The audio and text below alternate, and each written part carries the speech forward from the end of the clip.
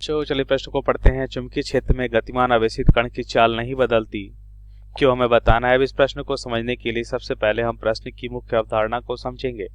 तो सबसे पहले हम यहाँ पे देखते हैं मुख्य अवधारणा। तो मुख्य अवधारणा में हम क्या देखेंगे? एक महत्वपूर्ण बिंदु को समझेंगे। तो हम यहाँ पे देखते हैं कि यदि कोई भी, पहले तो हम चित्र से समझ लेते हैं, यदि कोई भी गतिमान कण है, मान लेते हैं v वेग से कण गतिमान है, m द्रव्यमान का कण, तो हम देखते हैं यदि इस पे हम लंबवत बल देखें, यदि इस कण पे लंबवत बल कार्य करता है तो क्या होता है? यह जो कण है वृत्तीय गति करने लगता है, और यह जो लंबवत बल है ये अवकेंद्री बल की तरह, इस कण पर अवकेंद्री बल की तरह कार्य करने लगता है। तो हमने देखा कि जब कोई भी कण अगर गतिशील है और गतिशील कण के लंबवत अगर कोई बल कार्य करता है तो उस बल के कारण वह कण क्या होता है? वृत्तीय गति करने लगता है।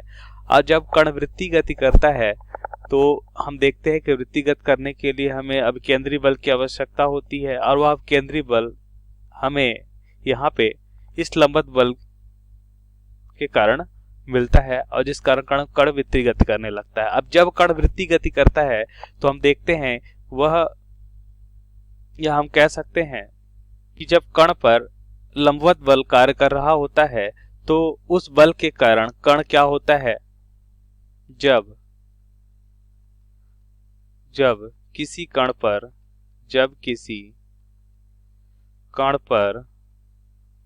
लंबवत बल कार्य करता है, जब किसी कण पर लंबवत बल कार्य करता है तो उस बल के कारण कण वृत्तीय गति करने लगता है।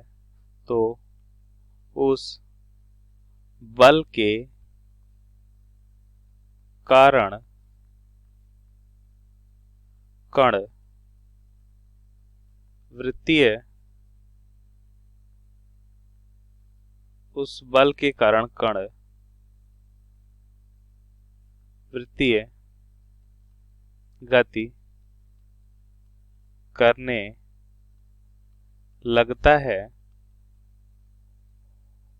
तो हम देखते हैं कि कण की दिशा बदल जाती है लेकिन कण का वेग परिवर्तित नहीं होता है। अर्थात कण की दिशा बदल जाती है, कण की दिशा बदल जाती है, लेकिन कण का वेग एक समान बना रहता है, या एक समान रहता है। अब हम उत्तर को समझेंगे। तो हमने देखा कि एक समान चुंबकीय क्षेत्र में यदि कोई भी आवेशित कण गति करता है तो उसकी दिशा क्यों नहीं बदलती? तो ध्यान से देखिए। तो हम यहाँ पे देखते हैं कि अगर एक समान चुंबकीय क्षेत्र यहाँ पे हम बनाते हैं, और इस चुंबकीय क्षेत्र में हमने देखा कि एक आवेशित कण मान लेते हैं, क्यों आवेशित कण भी वेग से गति करता है तो इस पे चुंबकीय बल कार्य करता है, जिसका मान होता है Q into V into B sine theta. अब थीटा क्या होता है? B और V के बीच का कोण होता है। तो ध्यान से देखिए, चुंबकीय क्षेत्र और B के बीच का कोण कितना है? यहाँ पे 90 है। इस प्रकार हम देखते हैं साइन 90 का मान 1 होता है। इस प्रकार हम लिख सकते हैं QVB बराबर क्या हो जाएगा? चुंबकीय बल के बराबर हो जाएगा, जब चुंबकीय क्षेत्र और आवेशित कण के वेग के बीच का कोण कितना होता है? 90 डिग्री। अब इसके बल को हम फ्लेमिंग के बाएं हाथ के बल की दिशा को फ्लेमिंग के बाएं हाथ के नियम से ज्ञात करते हैं। तो दिशा को हम देखेंगे क्या हो जाएगा, फ्लेमिंग के बाएं हाथ के नियम से निकालेंगे। तो यहाँ पे हम समझ लेते हैं फ्लेमिंग के बाएं हाथ का नियम, फ्लेमिंग के बाएं हाथ का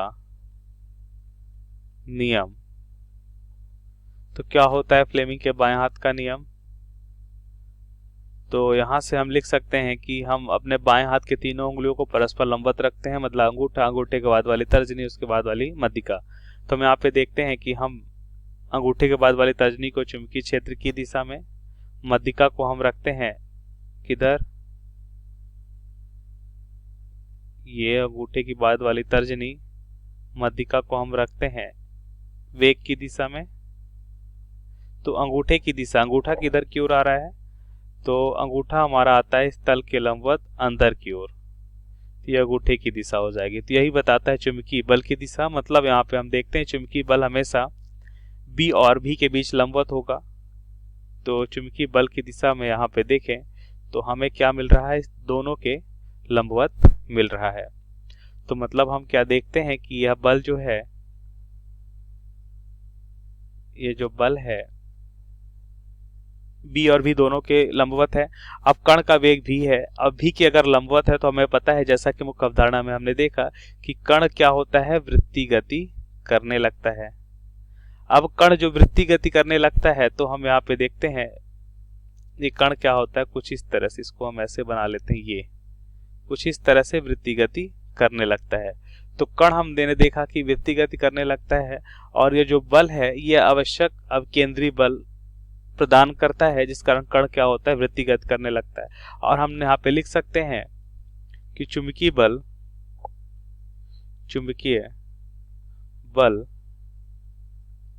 कण के वेग के लंबवत, कण के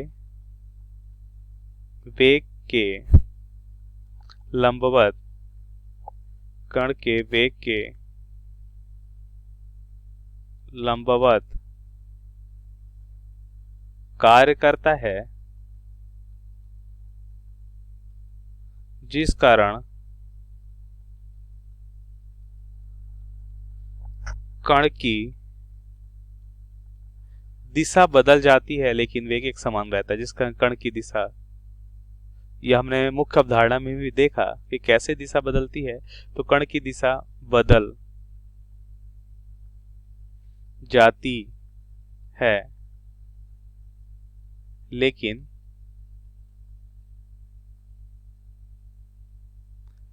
कण का चाल एक समान रहता है, लेकिन कण का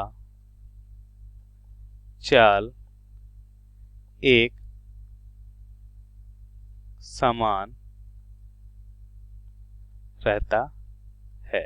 तो ये हमारे प्रश्न का सही उत्तर हो जाएगा कि क्या कारण है कि कण का चाल एक समान रहता है। तो यहाँ पे हमने देखा, यहाँ पे कण का वेग हमने लिखा है, यहाँ पे कण का चाल होगा,